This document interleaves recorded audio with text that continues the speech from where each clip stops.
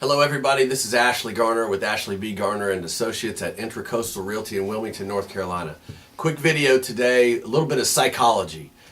So from the mind of the seller, there's a difference of opinion to the mind of the buyer.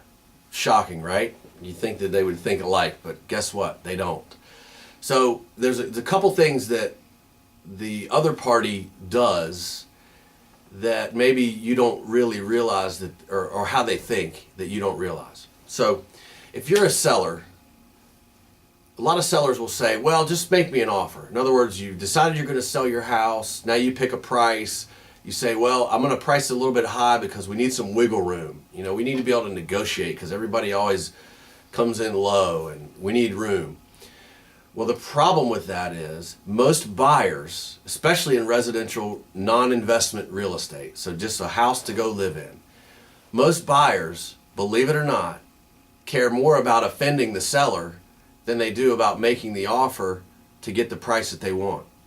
So just to use a round number, if you list your house for sale at $1 million, but the house is really only worth, $850, well, guess what? You're not going to get any offers. You may say, well, they'll make an offer if they really want to buy it. Well, the problem is they won't, because they see that, they say, well, it's only worth $850. All I'm going to pay is $850. He's got it priced at $1 million, so I'm not going to go there. I'm not going to offend him. I'm not going to get in this, back and forth, blah, blah, blah. And so what happens is they go and they buy something else.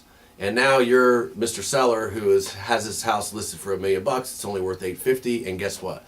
It never sells. Now, let's go to the perspective of the buyer for a little bit different thing on that. From the buyer, if you want to buy a house and you think, well, I want it for a deal or something like that.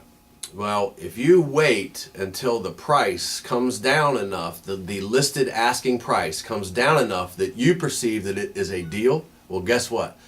So does the rest of the world. They all see it. They all see the same info that you do on Trulia and Zillow and ashleybgarner.com and et cetera, et cetera. So they know the price. They know the value. And when the price gets down close and close and close and finally right there at the value, it's sold. And that's when we get that multiple offer situation. So the point of that being, Mr. Buyer, if you want to make an offer and think you want to get this property even though it's priced too high, you're better off going ahead and making the offer, because guess what? The seller might say yes. He might not, but he might. And if you wait until it gets down to the point where psychologically you think, okay, it's within reason now, I'm going to go ahead and make a run at it, well, the rest of the world is also thinking the same thing, and now you have competition, and chances are you're not going to get a good result. So the point of all this is that there is the value. The real estate is worth what the real estate is worth. If you really want to sell it, you've got to price it where it's got to be so it creates that interest from the buyer. Buyer, if you're wanting to buy something and you wait too long, if you wait for everybody to get reasonable or whatever it is, then you've waited too long, the rest of the world sees it, and you're going to miss out too.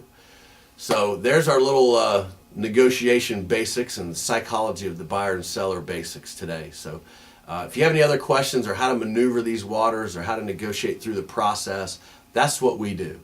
So give us a call, and until next time, this is Ashley.